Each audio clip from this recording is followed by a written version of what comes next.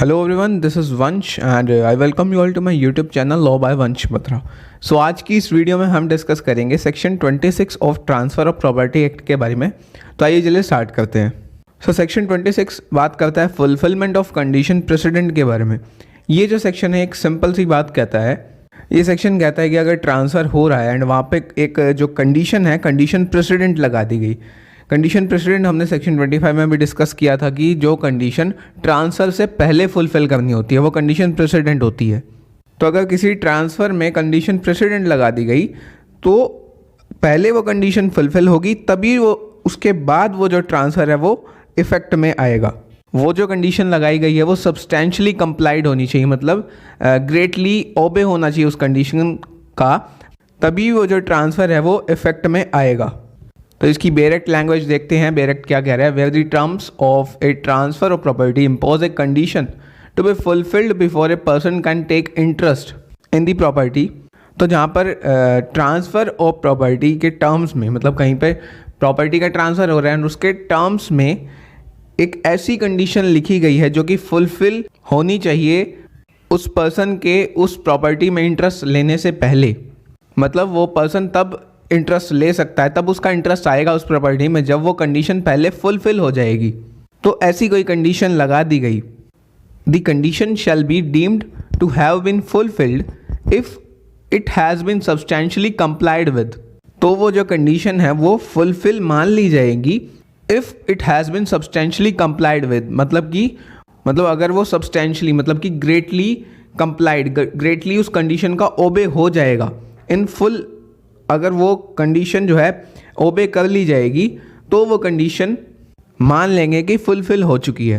तो ये section simply यही कहता है कि अगर प्रॉपर्टी का ट्रांसफ़र हो रहा है एंड उस प्रॉपर्टी के ट्रांसफ़र के जो टर्म्स है वो ये कह रहे हैं कि जिस पर्सन का इंटरेस्ट है उसको इंटरेस्ट जाने से पहले ये कंडीशन फुलफिल होनी चाहिए। तो वो जो कंडीशन है कब मान ली जाएगी कि फुलफिल हो चुकी है? If it has been substantially complied with. तो इसका इलस्ट्रेशन देखते हैं। दो इलस्ट्रेशन दे रखे हैं इस सेक्शन में। फर्स्ट इलस्ट्रेशन कहता है कि ए जो है ट्रांसफ़र करेगा बी को 5000 rupees on the condition that he shall marry with the consent of C, D and E.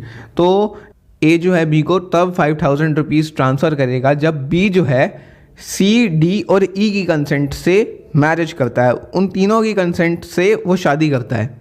तो यहाँ पर क्या होता है? ई डाइज, ई की यहाँ पर डेथ हो जाती है। अब वहाँ पर B marriage with the consent of C and D. B यहाँ पर सी और डी जो लिविंग है उन दोनों की कंसेंट से मैरिज कर लेता है। तो यहाँ पर B is deemed to have fulfilled the condition. तो यहाँ पर मान लिया जाएगा कि बी ने यहाँ पर वो जो कंडीशन प्रेसिडेंट बताई गई थी वो फुलफिल कर ली है। बिकॉज यहाँ पे ई की डेथ हो गई तो इस वजह से ये जो ट्रांसफ़र है ये वॉइड या फिर कुछ ऐसा नहीं होगा इसमें। तो यहाँ पर ई की डेथ हो गई तो बी का जो है ई से कंसेंट लेना इम्पॉसिबल हो गया। तो जो लिविंग है यहाँ पर सी और डी उनकी कंसेंट ले ली गई तो ये कंडीशन फुलफिल मान ली जाएगी। तो यहाँ पर बी ने जो है फुलफिल कर ली है कंडीशन एंड ए जो है यहाँ पर ए को 5000 रुपीज़ ट्रांसफ़र करने पड़ेंगे बी को। सेकेंड इलस्ट्रेशन सेक्शन 26 का क्या कह रहा है? सेम ये कह रहा है कि ए जो है ट्रांसफ़र करेगा बी को 5000 रुपीज़ इस कंडीशन पर कि वो सी, डी और ई की कंसेंट से अगर शादी करता है। तो यहाँ पर B marriage without the consent of C, D and E.